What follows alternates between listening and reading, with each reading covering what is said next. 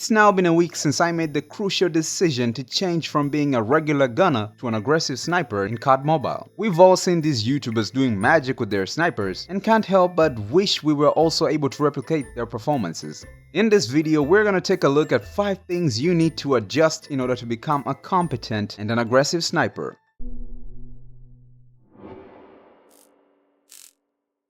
The first thing you're supposed to adjust is your sniper's build to maximize mobility. The biggest aspect of aggressive sniping is the insane movement speed these players have. Snipers are built with the lowest possible movement since its primary use is for long-range camping attacks. They make up for that slow movement with the insane damage they're able to deal to an opponent. To get the most mobility out of a sniper, consider playing around in the gunsmith, swapping out different attachments until you are satisfied with the specs of your sniper. Try avoiding any attachment that increase your ADS time because this will slow your aiming time, making it hard for you to hit those quickscopes. And don't be shy to check the gun builds from the recommended section either. And if you have a problem choosing a sniper for yourself, I recommend you check out this video from Keith. You can press the I button to check it out, and I'll leave a link to that video in the description down below. Some people may think perks are insignificant when trying to play aggressive, but it's actually important because some perks affect directly how you play with the snipers.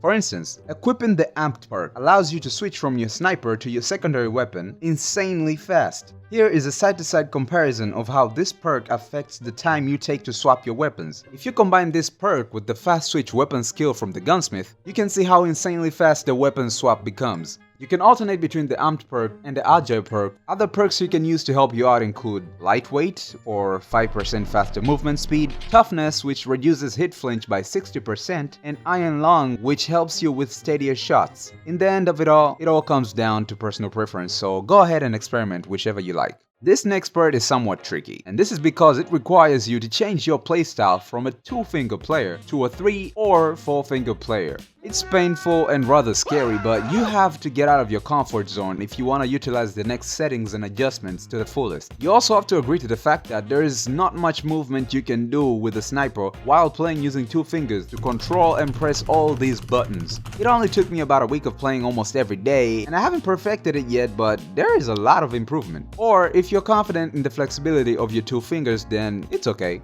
Next up are some custom settings. First, you might want to change your sniper settings from ADS to hipfire. This will make it so that whenever you hold the sniper, the primary fire button, or the right fire button, only fires in hipfire mode and not while aiming down sight. You'll see how this is important in a second. Second, you're gonna disable this setting which allows the right fire button, aka the primary fire button, to rotate the camera. This will help prevent accidental camera rotation and limit camera movement to the right part of the screen only. You can enable this setting which allows the ADS button to rotate the camera. This is only efficient enough when both the primary fire button and the ADS button are on the right side of the screen. This trio of settings will prevent accidental camera rotations and allow you to perform some quickscopes at the same time. You might also need to enable the fast weapon switch setting to make the mantling and weapon swapping even faster. While you're at it, you can also allow this setting so that you can get this one-tap weapon swap button on your layout to make it easier for you to navigate from one button to another while increasing the swapping speed.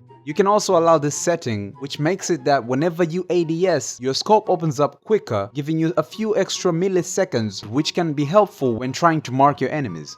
A final tweak in settings is the sensitivity settings. Now here's where most people have different approaches. Since there is this setting that synchronizes the sensitivity to your phone's resolution, my settings may either be slower or faster depending on the device you are using respectively. I advise you to play around in the training room adjusting the sniper movement sensitivity and the sniper's firing sensitivity. Experiment with these until you are satisfied with the final result.